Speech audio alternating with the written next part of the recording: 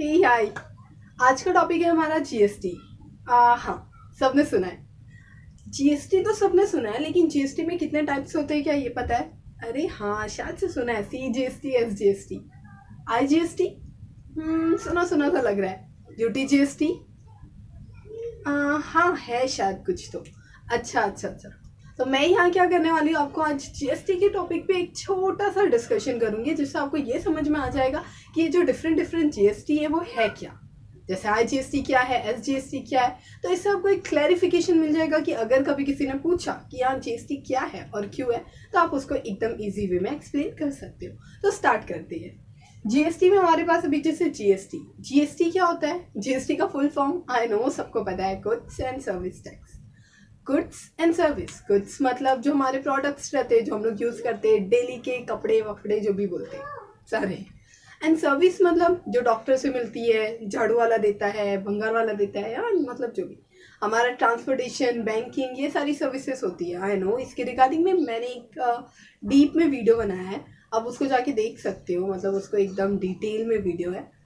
लेकिन अभी हम यहाँ स्टार्ट करते हैं कि हाँ, ये गुड्स एंड सर्विस टैक्स है क्या और क्यों आया। ओके, पहले अगर हम लोग जानते हैं तो टैक्स क्या होता है। टैक्स एक ऐसा मतलब, टैक्स गवर्नमेंट के लिए ना रेवेन्यू का मतलब एक पार्ट है, सबसे मेजर सोर्स है ना अगर गवर्नमेंट के पास, कि गवर्नमेंट के पास पैसे कहाँ से आते हैं, तो गवर्नमेंट के पास पैसे आते हैं टैक्स के थ्रू। अब वो टैक्स कौन देता है? हम इंडियन सिटीजन, अब हम देते हैं, हम रेसिडेंट्स जो भी है। तो हम क्या करते हैं, हम बहुत ज़्यादा मेजर रोल प्ले करते हैं कि गवर्नमेंट की जो अर्निंग आती है वो पूरी हमारे पास से ही जाती है। कि गवर्नमेंट के पास जो इतने पैसे पड़े हुए हैं ना, तो मैं बता दूं वो हमारे पैसे है, मतलब हमने ही पे किया है अलग अलग टैक्स के थ्रू। ओके, अब वो अलग अलग टैक्स क्यों, और पहले कैसा था या अभी कैसा हो गया। तो जीएसटी के आने के बाद क्या हुआ, जीएसटी के आने के बाद बहुत लोगों को डिससेटिस्फेक्शन हुआ कि यार जीएसटी क्यों आया, जीएसटी मतलब ज़्यादा टैक्स ले रहा है, 18% कुछ ज़्यादा हो गया, कुछ प्रोडक्ट पे 28%। अरे बाबा इतना ज़्यादा क्यों, इससे अच्छा तो पहले तो टैक्स ही नहीं लगता था। नहीं, ऐसा कुछ नहीं है, पहले टैक्स लगते थे और बहुत सारे टैक्सेस लगते थे। जैसे आप लोगों ने नाम सुना होगा VAT, value added tax, sales tax, central sales tax, exercise duty जो मैन्युफैक्चरिंग पे लगती थी, एंटरटेनमेंट टैक्स। सुना, याद है? शायद से सुना होगा, नहीं सुना होगा, लेकिन हाँ ये सारे टैक्स लगते थे। लेकिन अभी वो टैक्स क्या हो चुके हैं, वो टैक्स को हटा दिया गया है, और उन सब सारे टैक्स को हटाने के बाद एक टैक्स आया है जिसको हम लोग बोलते हैं जीएसटी। अब टैक्स में दो टाइप था कि टैक्स गवर्नमेंट, तो पहला हो गया उनके पास डायरेक्ट टैक्स और दूसरा हो गया उनके पास इनडायरेक्ट टैक्स।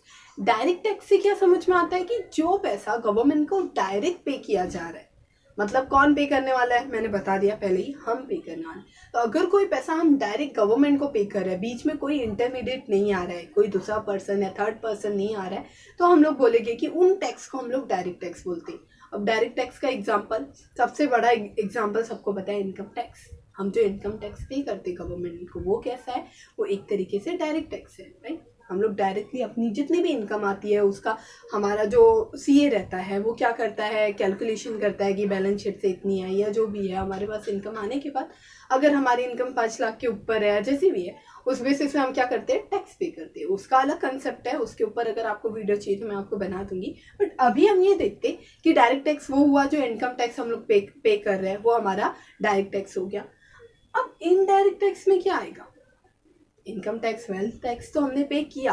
इनडायरेक्ट टैक्सेस में पहले कैसा रहता था, जो मैंने बताया, excise duty, VAT, value added tax, then उसके बाद central sales tax, excise duty, entertainment tax, ये सारे जो रहते थे ना, ये सारे हमारे इनडायरेक्ट टैक्स रहते थे। तो बहुत सारे टैक्स की लिस्ट थी, मतलब ये वो ये वो ये वो, इतने सारे टैक्स लगाती थी गवर्नमेंट।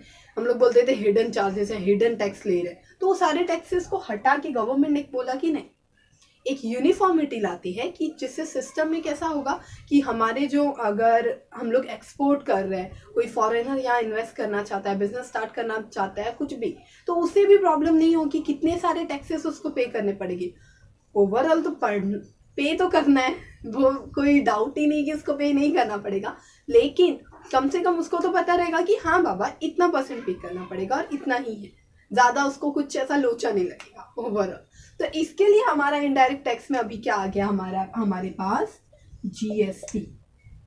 अब ये जो जीएसटी है, ये गुड्स एंड सर्विस टैक्स में। अब जीएसटी में भी हमने टाइप्स देख लिया कि अरे हाँ जीएसटी तो आ गया, लेकिन जीएसटी में सेल, अब ये एसजीएसटी क्या है, सीजीएसटी क्या है, आईजीएसटी, यूटीजीएसटी। ज़्यादा सिंपल, मतलब ज़्यादा हम लोग कॉम्प्लिकेटेड नहीं बोलेंगे, ये बहुत सिंपल है। सीजीएसटी, सी से central, central goods and service tax, S से state goods and service tax, I से वो हमारा इंटर स्टेट लगता है गुड्स एंड सर्विस टैक्स, और जो यूटी है वो यूनियन टेरिटरी है। अब स्टेट और सेंट्रल कब लगता है, जब स्टेट और सेंट्रल, वैसे जीएसटी का ज़्यादा कुछ प्रॉब्लम नहीं है, जीएसटी सिंपल, तो सिंपल है, जीएसटी के ज़्यादा टाइप्स नहीं है। सबसे पहले हम देखते हैं कि अगर समझो मैंने कोई गुड्स का प्रोडक्शन किया और मैंने महाराष्ट्र में, मैं महाराष्ट्र में हूँ, तो मैंने महाराष्ट्र विद इन महाराष्ट्र में मैंने सेल किया। विद इन मतलब वो हमारा क्या हो जाता है, वो इंट्रा सेल होता है। कौन सा, इंट्रा, वो वर्ड्स पे मत जाओ, समझ लो कि विद इन महाराष्ट्र, एक ही स्टेट के अंदर अगर हम लोगों ने क्या किया, सेल किया, तो उसमें कैसा होता है कि एक सेंट्रल टैक्स लगता है और एक लगता है स्टेट, मतलब एक सेंट्रल जीएसटी हो गया और एक स्टेट जीएसटी हो गया, कि 18% अगर जीएसटी लग रही है हर एक प्रोडक्ट वाइज, मतलब जीएसटी का रेट अलग है, वो प्रोडक्ट का क्लासिफिकेशन में कभी और डिस्कस करूंगी। अभी समझ लो 18% का हमने एग्जांपल लिया कि किसी प्रोडक्ट पे 18% अगर जीएसटी चार्ज हो रही है, तो वहाँ क्या होगा कि 9% स्टेट गवर्नमेंट को मिल जाएगा और 9% सेंट्रल गवर्नमेंट को, मतलब जाओ आप भी खुश रहो, आप भी खुश रहो, आधा आधा, ज़्यादा कुछ प्रॉब्लम नहीं है। तो यहाँ कैसा हो गया कि 9% हमारे महाराष्ट्र को मिल जाएगा। जैसे 100 रुपया हुआ कोई प्रोडक्ट पे, तो 9 रुपया मतलब टैक्स हम लोग अपने महाराष्ट्र को पे करेंगे और 9 रुपया हम लोग सेंट्रल गवर्नमेंट को पे कर देंगे। तो 9 रुपये में वहाँ ये लोग, इनको जो करना है उसका यूटिलाइजेशन वो हमारी महाराष्ट्र गवर्नमेंट करेगी। तो ये क्या हुआ कि जब हम लोग ने विद इन स्टेट किए सप्लाई, क्योंकि यूज़ हम ही करने वाले हैं वो product, with in state supply हुआ। लेकिन अगर समझो कि विद इन स्टेट नहीं होकर आउट ऑफ स्टेट होता है, मतलब महाराष्ट्र के बाहर, मैंने दिल्ली में सप्लाई किया कोई गुड्स, मतलब समझ लो मेरा मैन्युफैक्चरिंग था क्लोथ्स का, कपड़ों का प्रोडक्शन था, तो कपड़ों के प्रोडक्शन पे मैंने क्या किया, मैंने कपड़ों का प्रोडक्शन करने के बाद मैंने उस कपड़ों को क्या किया, एक्सपोर्ट किया। अब मैंने किया दिल्ली में, तो यहाँ कैसा होता है, यहाँ हमारा लगता है आईजीएसटी। क्या लगेगा, आईजीएसटी। आईजीएसटी क्यों लगता है, वो हमारा महाराष्ट्र में नहीं है इसलिए। तो यहाँ कैसा होता है कि पूरा 18% आईजीएसटी लगेगा। यहाँ मतलब स्टेट और सेंट्रल नहीं। अब तुम बोलोगे कि क्या ऐसा हो रहा है कि अभी पूरा का पूरा पैसा दिल्ली वाले रखेंगे, मतलब 18% जो जीएसटी का अमाउंट मिलेगा क्या वो दिल्ली गवर्नमेंट रखेगी, नहीं, ऐसा नहीं है। ये आईजीएसटी जो हम लगा रहे हैं ना, इससे कैसा होगा, ये पहले जाएगा सेंट्रल के पास, सेंट्रल के पास जाने के बाद सेंट्रल क्या करेगी, उसको डिवाइड करके बाद में दिल्ली को दे देगी। इसमें कुछ प्रॉब्लम नहीं है, आधा बोलेगी तुम रखो, आधा मैं रखती हूँ। लेकिन कैसा होता है, दिल्ली का मैं बता दे रही हूँ, दिल्ली में जो है ना वहाँ स्टेट लेजिस्लेटिव है, वो टॉपिक हम लोग अलग चैप्टर में, अलग लेक्चर में डिस्कस करेंगे। अभी याद रखो कि दिल्ली में भी मतलब सीजीएसटी ही लगता है और एसजीएसटी लगता है, वहाँ आईजीएसटी नहीं लगता है क्योंकि स्टेट लेजिस्लेटिव है। अभी हम लोग देखेंगे तो आईजीएसटी मतलब कहाँ लगने वाला है, हम लोग महाराष्ट्र को छोड़कर अगर कभी भी आउट ऑफ महाराष्ट्र दूसरे स्टेट में सप्लाई करेंगे तो आईजीएसटी लगेगा। लेकिन अगर समझो अभी ये चंडीगढ़ या फिर हम लोग अपना यूटी, यूनियन टेरिटरी, जो कोई भी लेते हैं, तो यूनियन टेरिटरी में कैसा होता है कि वहाँ अगर उन लोगों ने सप्लाई किया तो विद इन यूनियन टेरिटरी है, तो वहाँ लगता है हमारा सीजीएसटी और यूटीजीएसटी। लेकिन अगर अब समझो यूटीजीएसटी कब लग रहा है, यूटीजीएसटी तब लगेगा जब वो यूनियन टेरिटरी रहेगी, वो स्टेट तो है नहीं कि स्टेट जीएसटी लगाए, तो वो कौन है, वो यूटी है, मतलब यूनियन टेरिटरी है, इसलिए वो यूनियन टेरिटरी वाला यूटीजीएसटी लगाती है।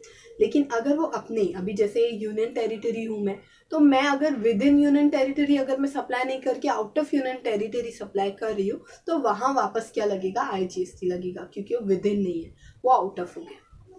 आई होप इतना समझा होगा। देखो ज़्यादा कन्फ्यूजन नहीं है, बहुत सिंपल हो गया कि हाँ विद इन स्टेट कर रहे हैं तो CGST SGST, out of state जा रहे हैं तो आईजीएसटी लगेगा टोटल 18% का। और अगर कोई हम यूनियन टेरिटरी है, हम खुद को यूनियन टेरिटरी समझे और हम हैं, तो क्या लग जाएगा, एक सेंट्रल गवर्नमेंट के लिए सीजीएसटी लगेगा और यूटीजीएसटी यूनियन टेरिटरी के लिए, तो वो भी 9% में ऐसा डिवाइड हो जाएगा। और अगर उन्होंने कहीं बाहर सप्लाई किया तो वहाँ क्या लगने वाला है हमारा, हाँ वहाँ लगने वाला है आईजीएसटी। इससे ज़्यादा कुछ नहीं, और अभी और ज़्यादा कंफ्यूज होने की ज़रूरत नहीं है। अगर आपको कोई टॉपिक नहीं समझा, लाइक कुछ वर्ड्स नहीं समझे या फिर अभी भी कंफ्यूजन हो रही है, तो एक काम करो, रिवर्स करो, वीडियो को पीछे जाओ और बैक करके फिर वीडियो को वापस देखो। वापस देखने के बाद आपको बहुत अच्छे से समझ में आ जाएगा कि हाँ है क्या। आई होप मैंने आपको अच्छे से एक्सप्लेन किया है। अगर आपको मेरी वीडियो पसंद आ रही है तो प्लीज़ लाइक, सब्सक्राइब और शेयर करो, जिससे ज़्यादा लोगों को समझ में आएगा, ज़्यादा लोगों को बेनिफिट मिलेगा। And yes, thank you. मिलती हूँ नेक्स्ट टॉपिक के साथ। Bye bye.